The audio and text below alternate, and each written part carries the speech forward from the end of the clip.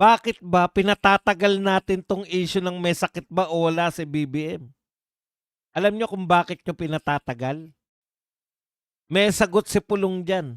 Eto po ang sagot ni Pulong, "Magpapatay-patay ta para mawala isyu sa trilyon nga korapsyon ug mali-maleta nga kwarta. Style inutil ug bugokski para makalikay sa krisis." Nakita niyo? Nadadala niyo kami. Dinadala niyo yung usapan kung buhay ba o patay. Dinadala niyo yung usapan kung malala ba ang sakit o wala namang sakit. Ilang araw nang pinag-uusapan yan o linggo na kalusugan ni BBM. Ang dali lang pong tutasin yan sa isang responsableng gobyerno. Ihaharap mo lang yung doktor.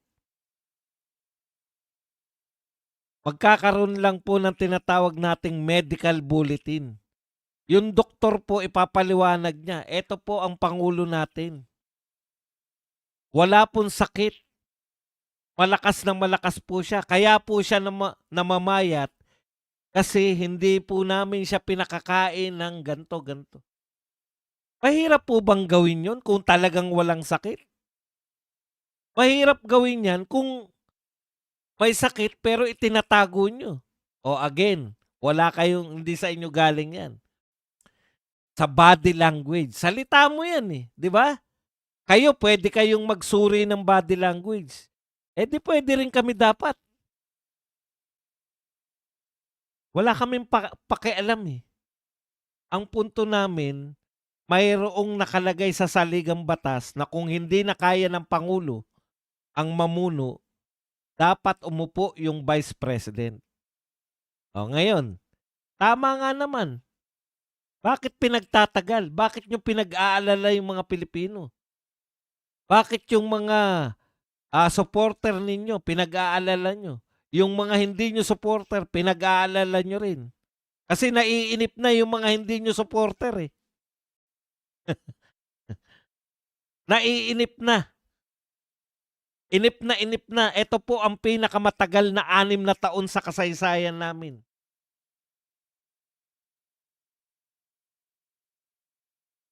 Tama si Pulong. Maski yung sakit o kawalan ng sakit. O yan ha. May sakit man o walang sakit yung Pangulo, lihim kayong natutuwa kasi ito ang pinag-uusapan. Kung may sakit ba kung ang Pangulo o wala? O malala ba o ano? Para lahat kasi sa inyo, iniisip nyo yung susunod na diversion. Diversion, diversion, diversion. Wala na po nag-uusap dyan sa lintik na impeachment ni BP Sara. So, kinakailangan nyo na ng panibagong diversion. Nagagalit pa rin ang tao, bumabalik pa rin sa trilyon. Kasi hindi tumitigil sila, Attorney Baligod. Maya't maya, naglalabas ng mga maleta videos. Wala nagpapaliwanag sa inyo ng mga mali-maleta. Diba? Pero alam ng tao, nabibidyo yung maletas, nakabidyo yung mula eroplano papunta sa mga mamahaling sasakyan. Hindi nyo malilin lang ang tao habang buhay. Malilin lang nyo pansamantala pero hindi habang buhay. Tama yun. Maski yung sakit ng Pangulo, ginagawa nyo ng diversion. Pinahuhulaan nyo. Maganda pong pag-usapan. Lahat ng tao, lahat ng mga vlogger, particular yung mga Duterte vloggers, pinag-uusapan lahat yan kung matetegi na ba, malala ba. Ang dali nyo lang pong linawin yan. Kung gusto nyong linawin. Eh, matagal ko naman sinasabi, sabi ni Antiklar tsaka ni BBM. Matagal na naman namin sinabi, wala naman naniniwala. Diba inisip? Bakit pag kayo nagsasalita, wala na naniniwala? Naisip nyo ba yun? Oo nga no, bakit pag kami nagsasalita, wala nang naniniwala? Yan ang pinakamalaking problema 'Pag ang pinuno mo, wala ng trust yung mga tao. Paulit-ulit kayo, 'di ba? Walang sakit ang pangulo, walang sakit ang pangulo, walang sakit ang pangulo. Pero walang naniniwala. Hindi po dahil naninira yung mga Duterte. Sino ba naman kami? Eh, hindi nga kami kilala sa labas ng mga Duterte group. Wala nga nakakakilala kay Badong eh. Hindi po dahil ang sinisisi nyo, kaya wala na naniniwala sa inyo dahil sinisiraan kayo. Hindi po. Si Tatay Digong, 6 na taon na siniraan. Pero graduate siya sa pagkapangulo na 90s ang approval at trust rating. 90% mahigit. Eh eto, sa kalagitnaan pa lang, negative na ang trust rating at approval rating. Negative.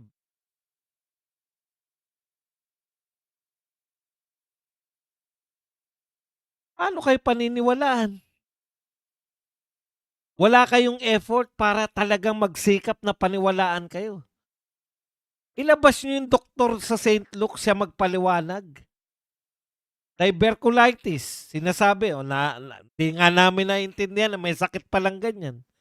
Ano namang alam namin dyan? Ano rin ang alam nyo ron? Diba? Hindi po kayo otoridad, hindi rin kami otoridad. Ilabas nyo lang.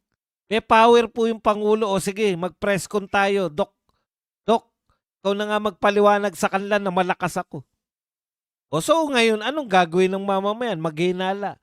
Pag naghinala yung mamamayan, dyan na nasentro yung usapan, natutuwa kayo. Bakit?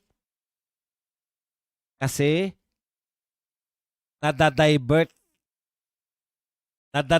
Dalawa na po ang dinadivert nyo. Nadadivert sa mali-maleta at nadadivert yung mga tao na tayo lang yung bansa na sa kabila ng bumagsak na yung presyo ng langis dahil ceasefire na eh.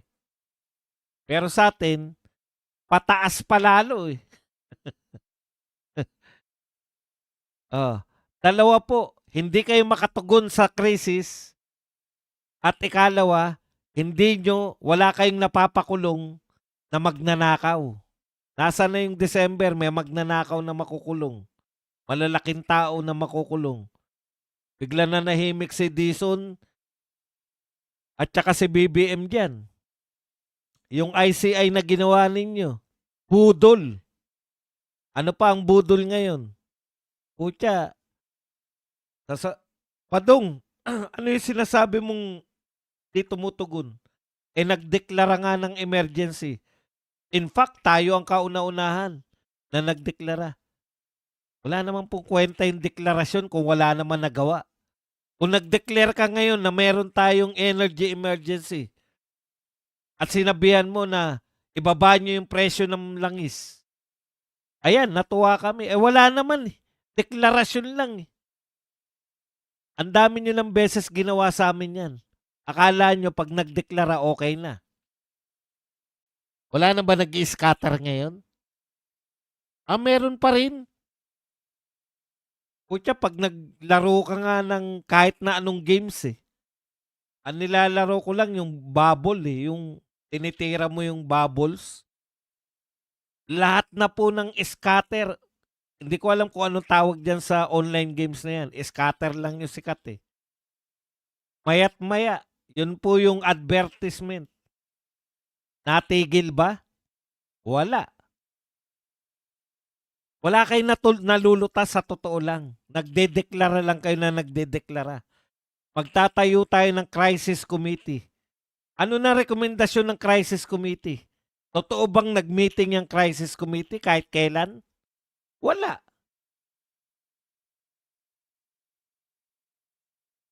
Ano pala, fake news pala ako.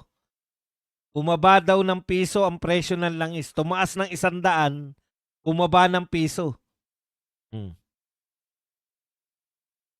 Maraming salamat po. Hindi nga rin nila mapaliwanag kung bakit tayo lang ang pinakamataas. Sinabi lang nila sila ang may tayo may pinakamataas na porsyento ng pagtaas. Alam mo kung bakit? Kami na magpapaliwanag. Hindi nyo kayang pigilan yung mga oligarko na magtaas ng presyo. Takot kasi kayo sa oligarko. Kaya ibalik ang Duterte dahil Duterte lang ang may kakayahang lumaban sa mga oligarko. Walang ibang pangulo na nakapag-PI sa mga oligarko, si Tatay Digong lang.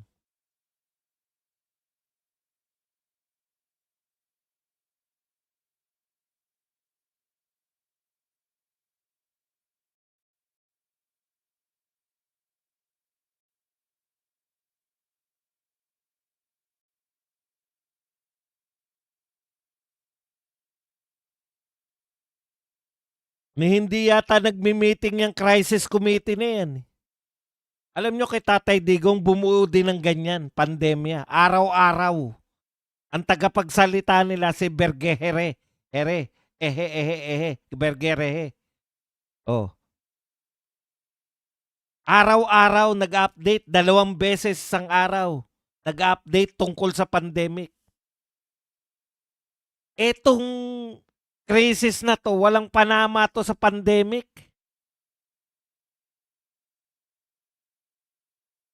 Dahil lahat ng pangulo nagkaroon ng oil price increase. Pero tayo lang po ang namomblema ng ganito katindi.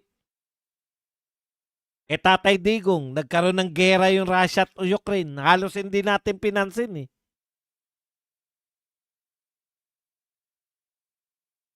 Ni walang nagsasalita tungkol sa crisis committee. Si BBM, alam na natin yung ugali niyan. Meron bang crisis? Bumuo tayo ng crisis committee. Nung tinanong si Auntie Claire, sabi niyo walang crisis, bakit may crisis committee? Di ba? Ano sagot ni Claire? Advance kasi tayo. Wala pang crisis, may crisis committee na. Katokis. Advance tayo sa tokis. Pero sa totoo lang po, asan yung press conference ng crisis committee? Kailan nag-press con yung mga yan? Ano ang napag-usapan nilang kalutasan? Wala kasi yung pagtatayo ng crisis committee, tokis lang. Pinagbubulan nyo yung mga tao.